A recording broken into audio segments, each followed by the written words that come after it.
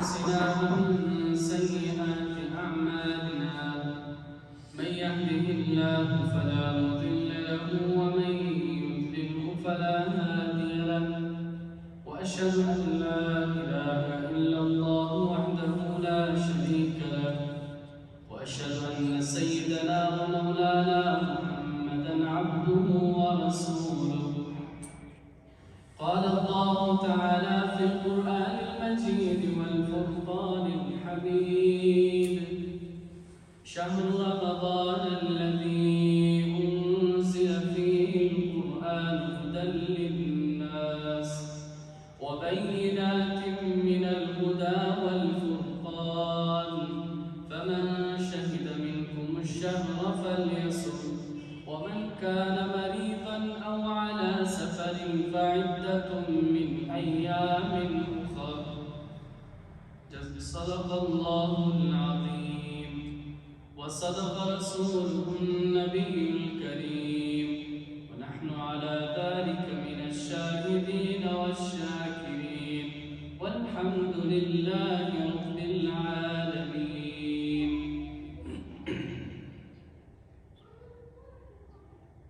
رمضان المبارک کا مہینہ ہے اور یہ بہت بابرکت مہینہ ہے، رحمتوں والا مہینہ ہے، مومنوں کے لیے بہار کا مہینہ ہے. یہ مہینہ شروع ہوتے ہی جو مومنین ہوتے ہیں وہ خوش ہوتے ہیں کہ اللہ نے ہمارے لیے ایک ایسا بہار کا مہینہ بھیجا ہے کہ اس میں ہم اپنے اللہ کو راضی کریں گے، ہم اپنے اللہ سے بہت قریب ہو جائیں گے. یعنی کسی شخص کو جب کسی سے محبت ہوتی ہے وہ کوشش کرتا ہے کہ میں جتنا بھی قریب ہوں اتنا ہی مجھے لطف حاصل ہوتا ہے. یہاں مومن شخص جب اپنے رب سے قریب ہوتا ہے اور ایسے مواقع آتے ہیں تو وہ شخص بڑا خوش ہوتا ہے اور اس کے دل کو تسکین ملتی ہے. وہ خوشی اتنی ہوتی ہے کہ وہ عبادت کرتے کرتے تھکتا نہیں ہے اور یہ عبادت اس پر بوجھ بھی نہیں بنتی کیونکہ یہ مومن ہے. اور اسی مومن کے لیے یہ بہار ہے، اپنے رب سے ملاقات کے لیے اور اپنے رب کو راضی کرنے کے لیے، اپنے گناہ بخشوانے کے لیے اور اپنے رب کے ساتھ تعلق بنانے کے لیے. وہ اتنا خوش ہوتا ہے کہ اگر انسان کو یہ پتہ لگ جائے کہ عبادت میں کتنا لطف ہے اور اللہ کی عبادت میں کتنا مزہ ہے تو وہ دنیا کے سارے کام چھوڑ کر صرف اللہ کی عبادت کرتا رہے.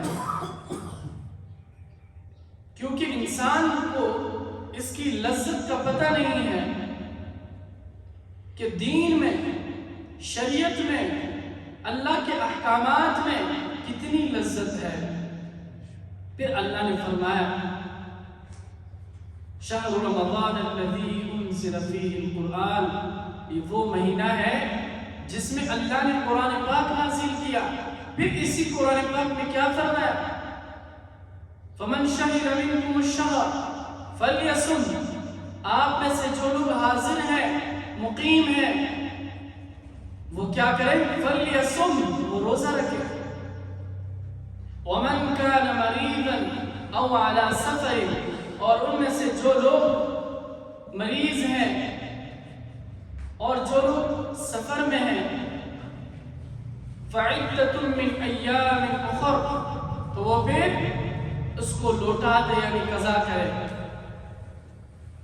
اب یہاں اسی قرآن پاک میں اللہ تعالیٰ نے سب کچھ بتایا کہ یہ وہ مہینہ ہے کہ جس میں قرآن نازل ہوا اور پھر آپ میں سے جو لوگ مقیم ہیں وہ روزہ رکھے جو کہ فرض عبادت ہے. پھر یہ نہیں فرمایا کہ روزہ تم پر فرض ہے اور اس طرح فرض ہے کہ جب تم سفر میں بھی ہو فرض ہے، جب تم بیمار ہو بھی فرض ہے. نہیں، اللہ نے اجازت دی. ومن کان مریضا، آپ میں سے کوئی بیمار ہے، مریض ہے، او علی سفر، کوئی سفر میں ہے تو روزہ رکھنا مشکل ہے، تو پھر آپ روزے کے لیے چھٹی کر سکتے ہیں، افطار کر سکتے ہیں. جب بعد میں آپ کو موقع ملے، آپ حضر میں ہو تو پھر روزہ رکھے، اس کی قضا رکھے. پھر اللہ نے فرمایا یرید اللہ بکم اليسر ولا یرید بکم العسر، اللہ تم سے آسانی چاہتا ہے. ولا یرید بکم العسر، اللہ تم سے سختی نہیں چاہتا. تو اللہ اتنا مہربان ذات ہے کہ اپنے بندے کو، کہ اللہ اپنے بندے کے ساتھ سختی نہیں کرتے. پھر فرمایا احادیث مبارکہ میں بھی ہے، اور علماء کرام فرماتے ہیں کہ بہت سارے لوگوں کو روزے کی رخصت ہے اس وقت میں، یا تو وہ بیمار ہو، صاحب فراش ہو، روزہ رکھنے پہ قادر نہ ہو، یا تو وہ سفر میں ہو. جیسے نبی کریم صلی اللہ علیہ وسلم کے ہمراہ ان کے رفقا، ان کے ساتھی، وہ یہاں جا رہے تھے سفر پہ اور خیمے ان کے ساتھ تھے، تو وہ کمزور پڑ گئے. نبی کریم صلی اللہ علیہ وسلم نے فرمایا یہ کوئی نیکی نہیں ہے کہ جب اللہ نے تمہیں اجازت دی ہے کہ تم سفر میں روزہ مت رکھو تو تم کیوں روزہ رکھتے ہو، یہ کوئی نیکی نہیں ہے. اس کی مثال ایسی ہے کہ جب اللہ نے سفر کی حالت میں بندے کو رخصت دی ہے کہ تم نماز آدھی پڑھو،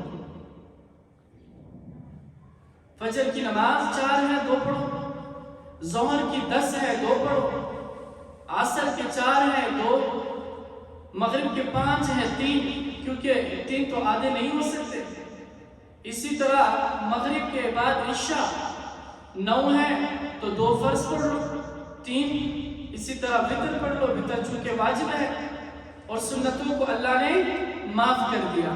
اب یہ شخص چاہتا ہے کہ نہیں میں تقوی حاصل کرتا ہوں، میں اللہ کے قریب ہونا چاہتا ہوں، میں 2 کے بجائے 4 پڑھ لیتا ہوں، تو یہ بیوقوف شخص ہے، اللہ کے حکم کی یہ برخلاف کرتا ہے.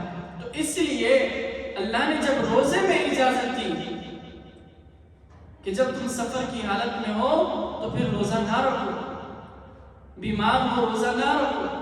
اور وہ عورت جو اپنے بچے کو دودھ پلاتی ہے اس کے لیے بھی رخصت ہے کہ وہ رمضان مبارک میں اپنے بچے کی غذا کو برقرار رکھنے کے لیے وہ روزہ چھوڑ دے، بعد میں قضا ہو جائے. فمن شہد منکم الشہر فلیصم، کہا کہ جب تم مقیم ہو، تم صحیح ہو، سالم ہو، تندرست ہو تو پھر فلیصم ہو، تم روزہ رکھو. ومن كان مريضا او على سفر فعدة من ايام اخر يريد الله بكم اليسر ولا يريد بكم العسر.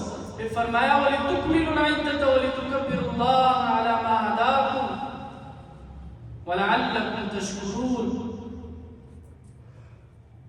دن کی عبادت روزہ ہے جو کہ فرض ہے، رات کی عبادت وہ تراویح ہے جو کہ سنت ہے، تہجد ہے جو کہ سنت ہے. اللہ نے فرمایا روزہ تم پر فرض ہے. یا ایھا الذین آمنوا کتب علیکم الصیام، اے ایمان والو تم پر روزے فرض کر دیے گئے ہیں.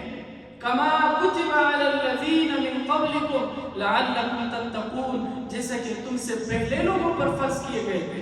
اچھا کیوں کیے تھے؟ لعلکم تتقون، وجہ بتا دیا تاکہ تم متقی بنو، تقویدار بنو، تقوی حاصل کرو. اب ایک مسلمان کے لیے تقوی بہت لازمی ہے، تقوی لازمی جز ہے. تقوی کے بغیر انسان ادھورا ہے، اور جب تقوی اس کے اندر ہوتی ہے تو پھر دین میں مزہ آتا ہے، عبادت میں لطف آتا ہے اور دل کو سکون ملتا ہے. تو اس لیے یہ رمضان المبارک کے بہت سارے فضائل ہیں. وہ قرآن مجید میں فرمایا کہ اے میرے حبیب، اللہ نے فرمایا وَإِذَا سَأَلَكَ عِبَادِي عَنِّي فَإِنِّي قَرِيبٌ، جب میرے بندے روزہ رکھیں گے دن کو سارا دن روزہ رکھیں گے اور رات کو جو ہے وہ قیام اللیل یعنی تراویح کا اہتمام کریں گے، سنت تراویح ادا کریں گے، نیکیاں تو بہت ساری نیکیاں ہیں، ایک سجدے پہ 1500 نیکیاں ملتی ہیں۔ اور اس کے بعد اگر وہ پوچھے اپنے رب کے بارے میں تو ان کو فرما دیجئے وَإِذَا سَأَلَكَ عِبَادِي عَنِّي فَإِنِّي قَرِيبٌ، اے میرے حبیب میں بہت قریب ہوں اپنے بندوں سے۔ یہ نہیں کہ میں نے تم پر حکم لاگو کیا ہے اب تم نے وہ کرنا ہے، نہیں، یہ تو ایک فرض عبادت تھا، اب میں آپ کے قریب بھی ہوں، مجھے پکارو میں حاضر ہوں۔ جیسے کہ اللہ تعالیٰ اپنی شان کے مطابق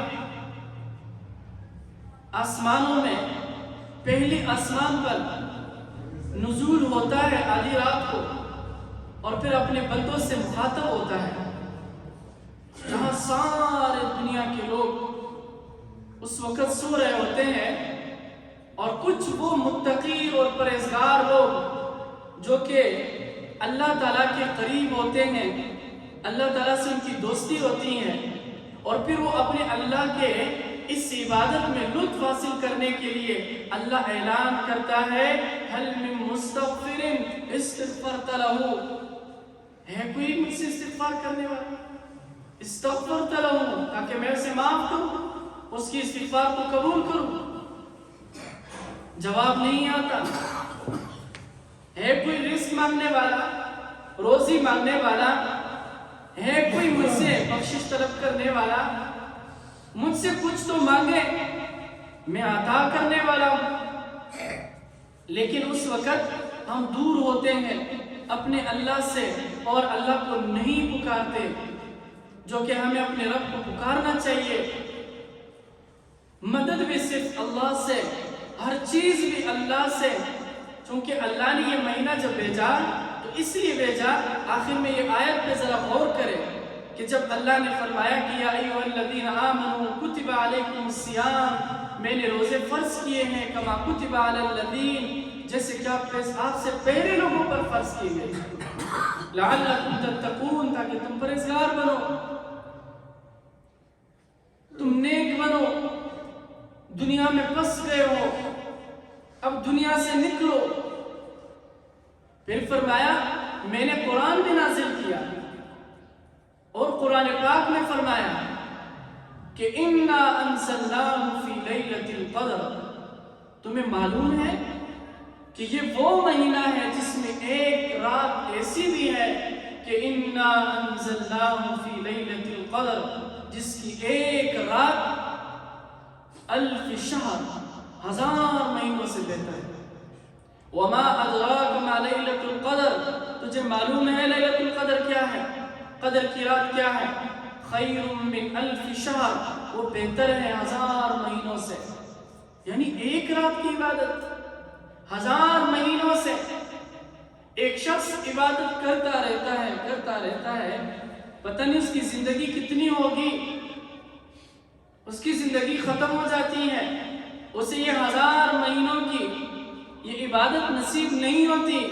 اللہ نے فرمایا فکر مت کرو میرے بندو، میں نے اپنے کلام میں فرما دیا، میں نے تم پر ایک ایسی رات نازل کر دی جس میں تم ایک رات کی عبادت کرو گے 1000 مہینوں سے بھی زیادہ، اس کی فضیلت ہے، ایسا بابرکت مہینہ۔ اور پھر فرمایا، علماء فرماتے ہیں کہ رمضان المبارک میں صرف اور صرف قرآن پڑھا کریں،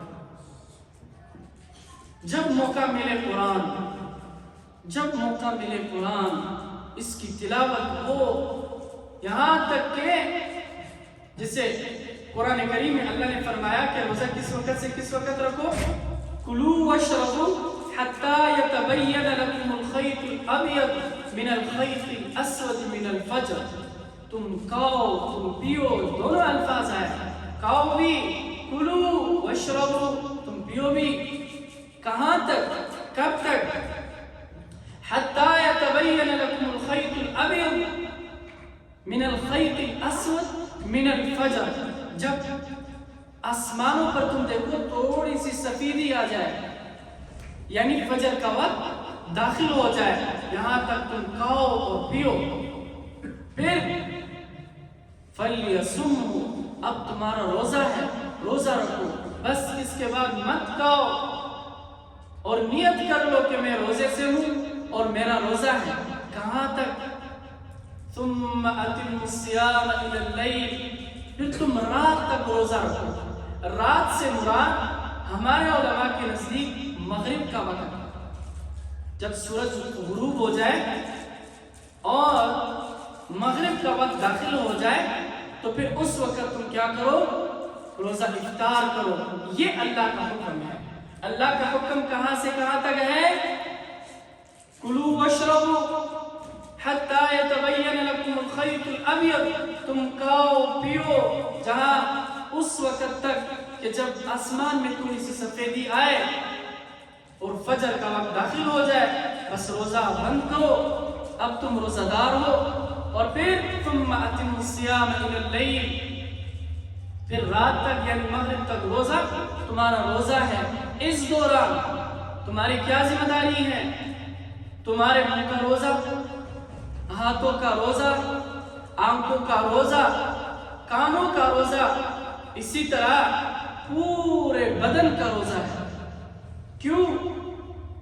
اس لیے کہ روزہ اس کا نام نہیں ہے کہ بس میں صرف بھوکا ہوں، نہ کچھ کھاتا ہوں نہ کچھ پیتا ہوں۔ ویسے تو بہت سارے لوگ ہیں جو عام دنوں میں بھی نہ کچھ کھاتے ہیں نہ پیتے ہیں۔ یہ تو بات نہیں ہوئی، بات یہ ہوئی اور روزہ اس کو کہا گیا کہ اب تمہارا روزہ اب پتہ چلے گا کہ تم آنکھوں سے غلط دیکھتے ہو کہ نہیں دیکھتے، تم ہاتھوں سے غلط کام کرتے ہو کہ نہیں کرتے، تم اپنے زبان سے منہ سے جھوٹ بولتے ہو کہ نہیں بولتے۔ تمہارے منہ کا روزہ ہے، تمہارے آنکھوں کا روزہ ہے، ہاتھوں کا روزہ ہے۔ جب ہاتھوں کو بچائیں گے گناہ سے، آنکھوں کو گناہ سے بچائیں گے، منہ کو گناہ سے بچائیں گے، اور جن پیروں سے تم گناہ کی طرف چلتے ہو اس کو روکیں گے، اور حتیٰ کہ تم گناہوں کو چھوڑ دیں گے، پھر اللہ نے کیا فرمایا؟ اب تمہارا کتنا بڑا روزہ ہے، اور اس کا بدلہ حدیث شریف میں آتا ہے کہ جنت کے 8 دروازے ہیں۔ ایک دروازے کا نام ہے باب الریان، اور اس دروازے سے صرف روزہ دار داخل ہوگا۔ اب وہ روزہ دار نہیں جو منہ سے روزہ رکھتا ہے، گالیاں بھی دیتا ہے، جھوٹ بھی بولتا ہے، لوگوں کو ذلیل کرتا ہے، 10 روپے 5 روپے خیرات کرتا ہے اور یہاں 100 باتیں سناتا ہے۔ یہ قیامت کے دن تمہارے منہ پہ مار دیے جائیں گے۔ تم اللہ پہ احسان کرتے ہو، اللہ کے بندوں پہ احسان کرتے ہو۔ یہ روزہ نہیں ہے، روزہ وہ ہے جب روزہ رکھا اخلاق بڑھ گئے، زبان سے اخلاق ہی اخلاق نکل رہے، گالیاں نہیں ہے، غصہ نہیں ہے، غصے کو پی گیا، سب کچھ ختم۔ اس مہینے کا احترام ہے، تو کیا احترام ہے؟ لوگوں سے اچھا ملنا، تم سے کوئی ناراض ہے خود جاؤ منتیں کرو، اس کی راضی کرو۔ اللہ کے حبیب نے فرمایا 2 بندے ناراض ہیں، ایک شخص جاتا ہے اپنے دوست کو راضی کرنے یا کسی رشتہ دار کو راضی کرنے، اگر اس میں اس کی عزت کم ہوتی ہے قیامت کے روز مجھ سے لے لینا، نہیں کم ہوگا۔ اس لیے رمضان المبارک میں بہت احتیاط ہونی چاہیے، خاص کر زبان کے ساتھ۔ یا تو گھر سے باہر نہ نکلے، کوشش کرے کم نکلا کرے، مجبور ہے، کاروبار ہے، دنیاوی زندگی ہے، اور کوشش کرے کہ محتاط رہے۔ کوئی آپ سے لغو بات کرے، سخت بات کرے، آپ برداشت نہ کر سکو، اسے کہیں کہ بھائی میرا روزہ ہے، میں روزے سے ہوں، مجھے اجازت نہیں ہے میں تمہیں کوئی بات کہوں، میرا دین اجازت ہی نہیں دیتا۔ تو اس لیے ان تمام کاموں سے بچنے کا نام روزہ ہے۔ اور پھر اس مہینے کے برکات کیسے سمیٹیں گے؟ اس کے لیے ہم قرآن مجید کی تلاوت کریں گے۔ تلاوتیں کرتے کرتے قرآن مجید ایک ختم، دوسرا، تیسرا، حتیٰ کہ ہمیں اتنی عادت ہو جائے گی کہ رمضان المبارک کے بعد بھی ہم قرآن پاک کا تلاوت کرتے رہیں گے، اس لیے کہ ہمیں عادت پڑ جائے گی۔ اور اس کے علاوہ صدقہ دیا کریں گے جتنے آپ کے بس میں ہو، اور بہترین صدقہ یہ ہے، سب سے بہترین صدقہ یہ ہے کہ آپ اپنے قریبوں میں دیکھیں، اقربا میں آپ کی بہن غریب ہے اس کا خیال رکھیں، بھائی غریب ہے آپ سے دور رہتا ہے اس کا خیال رکھیں۔ حتیٰ کہ دین نے یہاں تک اجازت دی ہے کہ آپ زکوٰۃ جو ہے اپنے بیٹے کو نہیں دے سکتے اس لیے کہ وہ آپ کی ملکیت ہے، اپنے باپ کو نہیں دے سکتے اس لیے کہ تم اس کی ملکیت ہو، اپنی والدہ کو نہیں دے سکتے، ہاں اسی طرح دادا کو بھی نہیں دے سکتے، لیکن اطراف میں بہنوں کو زکوٰۃ بھی دے سکتے ہیں، بھائیوں کو زکوٰۃ بھی دے سکتے ہیں۔ رمضان المبارک کے مہینے میں بہت سارے لوگ زکوٰۃ ادا کرتے ہیں کیونکہ فرض عمل ہے۔ زکوٰۃ کا انکار کرنے والا کافر ہے، انکار کرنے والا کافر ہے، جیسے نماز کا انکار کرنے والا کافر ہے ویسے روزے کا انکار کرنے والا، زکوٰۃ کا انکار کرنے والا، حج کا انکار کرنے والا یہ کافر ہے، اس میں کوتاہی کرنا گناہ ہے، نماز چھوڑ دی گناہگار ہے، بعد میں قضا ہوتا ہے۔ اگر انکار کیا کہ میں نہیں پڑھوں گا تو ایمان سے خارج ہوا، زکوٰۃ ہے لیٹ ہو گیا کوئی مسئلہ نہیں، بعد میں ادا کریں، لیکن اگر انکار کیا کہ میں کیوں دوں تو ایمان سے خارج ہو جائیں گے۔ اللہ نے حج فرض کیا تم پہ، تمہارے پاس پیسے ہیں، مال ہے، حج تم پہ فرض ہے، نہیں جاتے اور کہتے ہیں کہ میں کیوں کروں حج، میں کیوں اپنا وقت ضائع کروں، ایمان سے نکل جائیں گے۔ تو اس لیے زکوٰۃ تو ادا کرتے ہیں، جیسے روزہ رکھتے ہیں، نماز پڑھتے ہیں، یہ بھی ایک ایسا ہی عبادت ہے۔ تو سب سے بہترین جگہ وہ ہے کہ جو تمہارے اقربا میں تمہارے بہنیں غریب ہوں وہاں ان کو زکوٰۃ دیا کرے، تمہارے بھائی غریب ہوں ان کے بچے ہو تو ان کو دیا کرے۔ اس میں بہت سارے فائدے ہیں، ایک فائدہ تو یہ ہے تمہارا زکوٰۃ ادا ہوا، ایک فائدہ یہ ہے کہ رشتہ داری اور بھی مضبوط ہو گئی، اور یہاں یہ بھی ہے کہ زکوٰۃ دیتے وقت بتانا ضروری ہوتا ہے کہ یہ زکوٰۃ کی رقم ہے، لیکن اگر تمہیں معلوم ہو کہ میرے اقربا میں جو میرے رشتہ دار ہیں ان میں ایک ایسا رشتہ جو یقیناً غریب ہے اور اتنا غریب ہے کہ مجھے اس کے گھر کے حالات بھی معلوم ہے، اس کو بتائے بغیر دے دیا کرے، چپکے سے دے دیا کرے، کسی کو بتائے نہیں کہ میں زکوٰۃ دیتا ہوں اور میں زکوٰۃ اپنی بہنوں کو دیتا ہوں، میں زکوٰۃ فلان مدرسے میں دیتا ہوں، اس طرح ریاکاری نہ کیا کرے۔ فرض عبادت ہے چپکے سے اللہ کے راستے میں جائے اور جہاں تمہیں غریب نظر آئے وہاں ان کو دو، اور بہت احتیاط کیا کرے۔